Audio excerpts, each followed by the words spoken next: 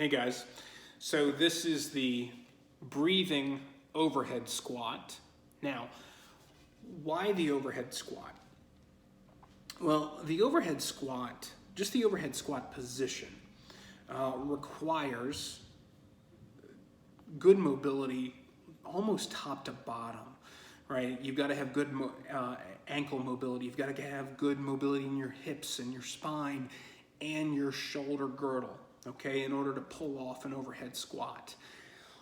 All of these things are important to the squat pattern, and if you can get stable in an overhead squat,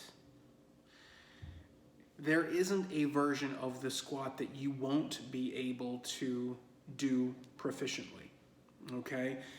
If you want to back squat, if you want to front squat, if you want to overhead squat with load, being stable in that overhead squat position and being mobile enough to get there, which is ultimately what we're trying to accomplish with this program, being able to be stable in that overhead squat position almost ensures that you'll be stable enough to do any other version of the squat that you want to do. Strength coach and noted author Dan John has said that if you can overhead squat with load, and I'm paraphrasing here, but if you can overhead squat with load, then back squatting is no problem at all. And I would tend to agree with that assessment. If your body is mobile enough to squat overhead, then there isn't a version of the squat that you're not going to be able to do from a mobility standpoint. You will have all of the requisite mobility that you need to do any other version of the squat. Now, there may be a bit of skill that needs to be learned, but if you can do this movement, every other squat is on the table for you. And so what we're going to do, this is kind of like the doorway breathing squat, in that we're going to have you sit as deep into an overhead squat as you can go and just focus on breathing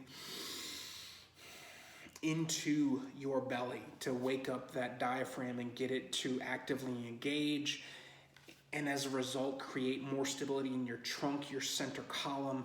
If you're stable there, that makes you more stable, and as a result more mobile everywhere else, okay? So what you'll need for this, you can use a broom handle, you can use a dowel rod, you can use, I wouldn't go with a heavy 45-pound barbell, just because that's enough load that it may change how your body reacts and responds. However, if you have a light training bar, like we have a light 5-pound aluminum bar, you could probably get away with using a barbell like that for this drill. So here's what it looks like. So you're going to get your feet set.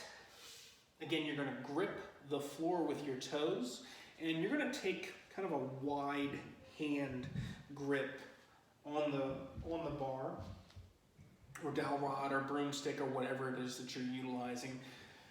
Going to go up overhead with it, and when you are overhead, let me scoot back just a little bit. I want you to focus on pinching the shoulder blades together like you are trying to stretch that bar out. So grip the floor and sit down into your hips.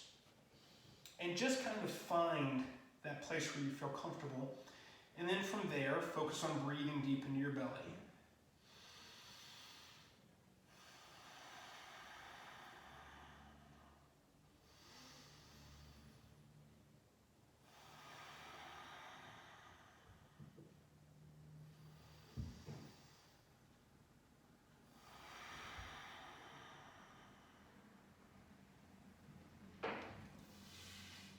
When you're done, come on out